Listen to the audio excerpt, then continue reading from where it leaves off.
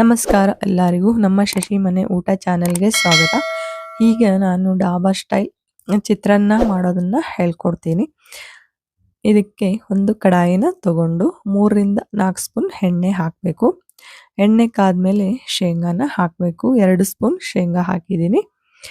ಈಗ ಶೇಂಗಾ ಸ್ವಲ್ಪ ಫ್ರೈ ಆಗಬೇಕು. ಯಾರೆಲ್ಲ ಇನ್ನೂ ನಮ್ಮ ಚಾನೆಲ್ಗೆ ಸಬ್ಸ್ಕ್ರೈಬ್ ಮಾಡಿಲ್ವೋ ಸಬ್ಸ್ಕ್ರೈಬ್ ಮಾಡಿ, ಬೆಲ್ ಐಕಾನ್ ಆನ್ ಮಾಡಿ, ನಮ್ಮ ಎಲ್ಲ ವಿಡಿಯೋಗಳು ನಿಮಗೆ ತಲುಪುತ್ತವೆ. ಶೇಂಗಾ ಈಗ ಫ್ರೈ ಆಗಿವೆ. ಈಗ ಇದಕ್ಕೆ ಅರ್ಧ ಸ್ಪೂನ್ ಜೀರಿಗೆ ಹಾಕಬೇಕು. ಆಮೇಲೆ ಅರ್ಧ ಸ್ಪೂನ್ ಸಾಸಿವೆ ಹಾಕಬೇಕು.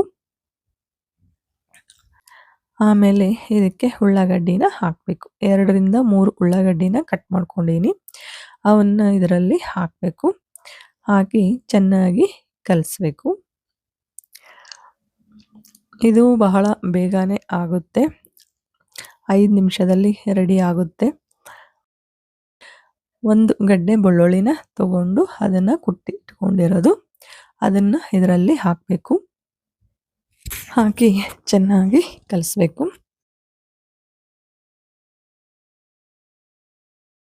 ಇದಕ್ಕೆ ಕರಿಬೇವನ್ನ ಹಾಕಬೇಕು. ಹಾಕಿ ಈಗ ಚೆನ್ನಾಗಿ ಫ್ರೈ ಮಾಡಬೇಕು. ಇದನ್ನ ಕೆಂಪಗಾಗೋ ತನಕ ಫ್ರೈ ಆಗಬೇಕು. ಆಮೇಲೆ ಇದಕ್ಕೆ ಟೊಮಾಟೋನ ಹಾಕಬೇಕು. ಈಗ ಒಂದು ಟೊಮಾಟೋನ ಕಟ್ ಮಾಡ್ಕೊಂಡಿನಿ. ಆ ಟೊಮಾಟೋನ ಇದರಲ್ಲಿ ಹಾಕಬೇಕು. ಹಾಕಿ ಈಗ ಚೆನ್ನಾಗಿ ಕಲಿಸ್ಬೇಕು. ಇದು ಮಕ್ಕಳ ಟಿಫಿನ್ಗೆ, ಆಫೀಸ್ಗೆ ಹೋಗೋರಿಗೆ ಬಹಳ ಬೇಗನೆ ಮಾಡಿಕೊಡ್ಬೋದು. ಇದಕ್ಕೆ 1 ಸ್ಪೂನ್ ಉಪ್ಪು ಹಾಕ್ತಾ ಇದ್ದೀನಿ. ಉಪ್ಪು ಹಾಕೋದ್ರಿಂದ ಟೊಮಾಟೊ ಬೇಗ ಕುದಿಯುತ್ತೆ. ಆಮೇಲೆ ಇದು ಟೊಮಾಟೊ ಕುದ್ಮೇಲೆ ಈಗ ಇದಕ್ಕೆ ಅರಿಶಿಣನ ಹಾಕಬೇಕು. ಅರ್ಧ ಸ್ಪೂನ್ ಅರಿಶಿಣನ ಹಾಕಬೇಕು.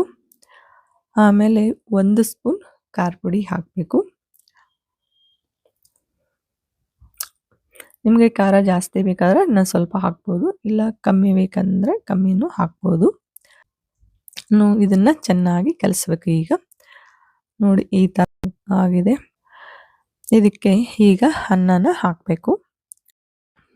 ಇದರ ಟೇಸ್ಟ್ ತುಂಬಾನೇ ಡಿಫ್ರೆಂಟ್ ಆಗಿ ಚೆನ್ನಾಗಿರುತ್ತೆ. ಇದನ್ನೊಂದ್ಸಲ ನೀವು ತಪ್ಪದೆ ಟ್ರೈ ಮಾಡಿ ಹೇಗಾಯ್ತು ಅಂತ ನನಗೆ ಕಾಮೆಂಟಲ್ಲಿ ತಿಳಿಸಿ. ಈಗ ಇದನ್ನ ಚೆನ್ನಾಗಿ ಕಲಿಸ್ಬೇಕು. ಎಲ್ಲಾನು ಚೆನ್ನಾಗಿ ಕಲಿಯೋ ತನಕ ಕಲಿಸ್ಬೇಕು. ಈ ಥರ ಎಲ್ಲಾನು ಚೆನ್ನಾಗಿ ಕಲಿಸ್ಬೇಕು. ಎಲ್ಲ ಕಲಿತಾದ್ಮೇಲೆ ಇದಕ್ಕೆ ಪುಟಾಣಿ ಹಿಟ್ಟನ್ನು ಹಾಕಬೇಕು. 1.5 ಸ್ಪೂನ್ ಪುಟಾಣಿ ಹಿಟ್ಟನ್ನು ಹಾಕಬೇಕು. ಪುಟಾಣಿ ಹಿಟ್ಟು ಹಾಕಿ ಆಮೇಲೆ ಇದಕ್ಕೆ ಅರ್ಧ ನಿಂಬೆ ಹಣ್ಣಿನ ರಸನ ಹಾಕಬೇಕು. ಹಾಕಿ ಆಮೇಲೆ ಎರಡನ್ನು ಚೆನ್ನಾಗಿ ಕಲಿಸ್ಬೇಕು. ಡಾಬಾಗಳಲ್ಲಿ ಇದನ್ನ ತುಂಬಾ ಹೆಚ್ಚಾಗಿ ಮಾಡ್ತಾರೆ. ಹಾಗಾಗಿ ಇದನ್ನ ನಿಮ್ಗೆ ಹೇಳ್ಕೊಡ್ತಾ ಇದ್ದೀನಿ. ಇದನ್ನೊಂದ್ಸಲ ಟ್ರೈ ಮಾಡಿ. ಪುಟಾಣಿ ಹಿಟ್ಟು ಮತ್ತೆ ಖಾರ ಪುಡಿ ಹಾಕೋದ್ರಿಂದ ಟೇಸ್ಟ್ ತುಂಬಾ ಡಿಫ್ರೆಂಟ್ ಆಗಿ ತುಂಬಾನೇ ಚೆನ್ನಾಗಿರುತ್ತೆ. ಈ ವಿಡಿಯೋ ನಿಮಗೆ ಇಷ್ಟವಾಯಿತು ಅಂತ ಅನ್ಕೊಂತೀನಿ. ಈ ವಿಡಿಯೋಗೆ ಲೈಕ್ ಮಾಡಿ, ಶೇರ್ ಮಾಡಿ ಮತ್ತು ಸಬ್ಸ್ಕ್ರೈಬ್ ಮಾಡೋದನ್ನ ಮರಿಬೇಡಿ. ಧನ್ಯವಾದಗಳು.